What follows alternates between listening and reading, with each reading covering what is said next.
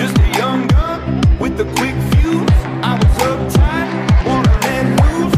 I was dreaming bigger things, wanna leave my old life behind. Not a dresser, not a home. The box, the mold, have a seat for you. Take a number. I was like Nick before the thunder.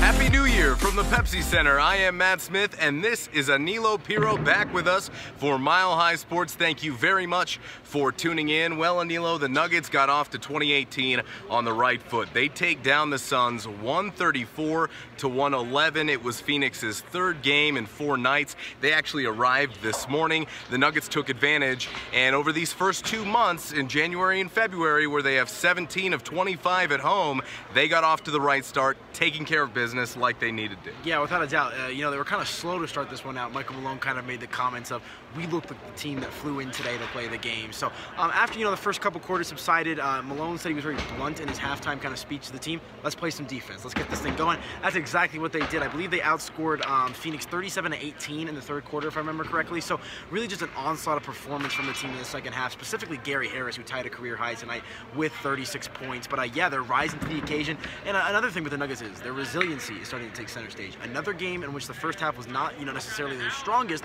but they managed, to battle back and ultimately win this game big.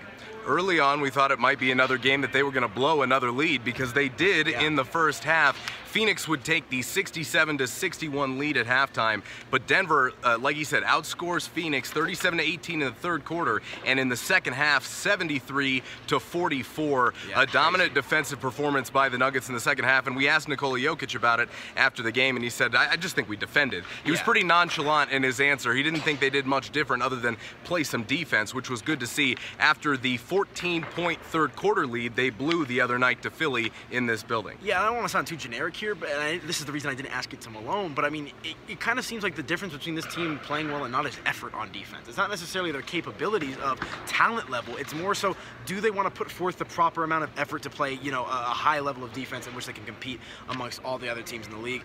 We've seen them in spurts be able to do that. I think, the biggest problem with this team overall in all facets has been their consistency. Most specifically on defense has kind of been what's hurt them here most throughout the season. But certainly, I mean, a good thing to see that, when the going gets tough and they realize the circumstances, that they're able to, elevate their play. Anilo, I'm just thinking back to last season now. If the Nuggets in a second quarter would have allowed their opponent 76% from the field and gotten outscored 41-27 in the second quarter, they probably don't win that game. Without a doubt, no. Yeah, good signs to see tonight from Denver, who took care of business against a Suns team that Coach Malone afterwards mentioned, listen, we should have beaten this team. It was their third game in 4 nights. They just got here today, and that's got to be the theme of 2018, is taking care of business. And tonight, starting the new year off on the right foot, like Anilo mentioned, Gary Harris, who was electric in the first half, had a career high for points in a half in this first half, 28, finishes tonight with 36, and he was pulled with 2 minutes left. I think he could have gotten that career high. Without a doubt. I mean, there was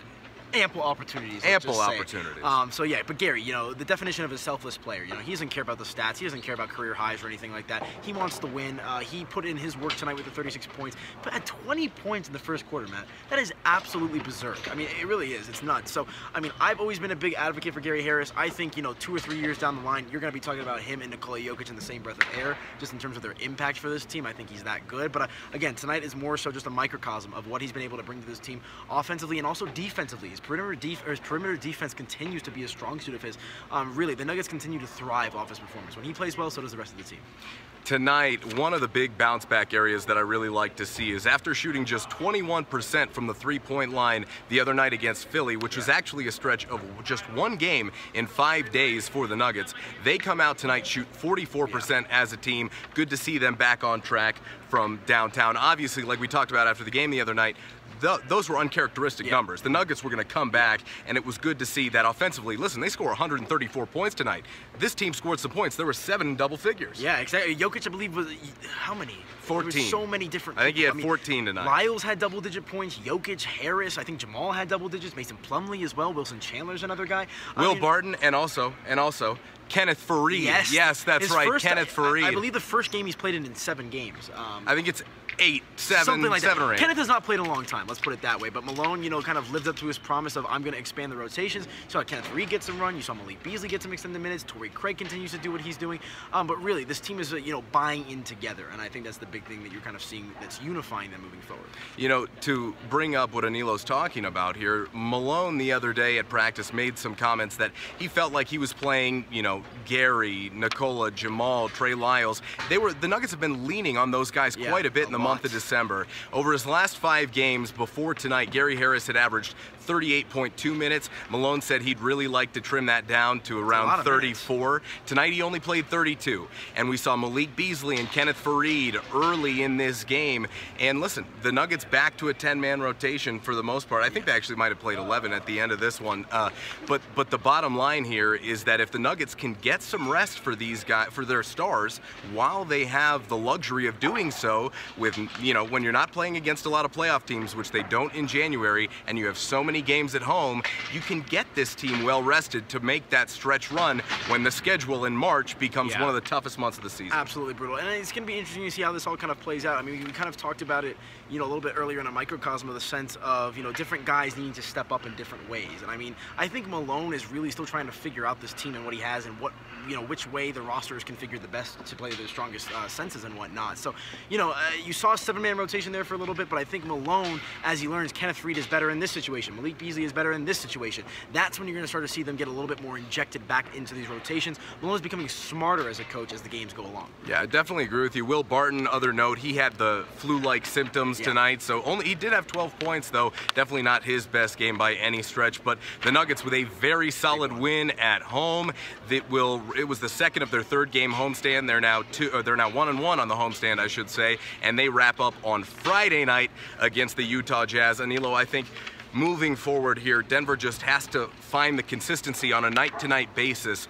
And like I said earlier, you have to take care of business. When you have games at home against teams you're supposed to beat, this is the time when a playoff team rises to the occasion, and we will see if the Nuggets can do that in 2018. Yeah, without a doubt, this is a team that is, you know, still learning to play within themselves. So they're going through some growing pains right now. You know, they've been good at weathering some of them. They've struggled in other aspects and whatnot. But overall, you know, we've talked about their improvement of play at home. We're seeing the defense pick it up. You're seeing the improvement from last year and the year before that to now. Definitely. So obviously, slow and steady wins the race for this team. That's kind of the track that they're committed to. But again, an impressive victory nonetheless tonight against the Phoenix Suns. Jazz in here on Friday night. Nuggets rolled them just a few weeks ago, so I'm sure Utah will be looking for a little revenge there, and the Nuggets will look to go streaking as they snapped a 2-game losing streak. Tonight they get back on the right track. Anilo Piro, Matt Smith, thank you as always, and make sure you tune in to milehighsports.com for all your exclusive Nuggets coverage, and follow along on Twitter at @RealMattSmith, that's Matt with 1 T, and at @APiroSports. That's me. For everything Nuggets. Until next time, thanks for joining us.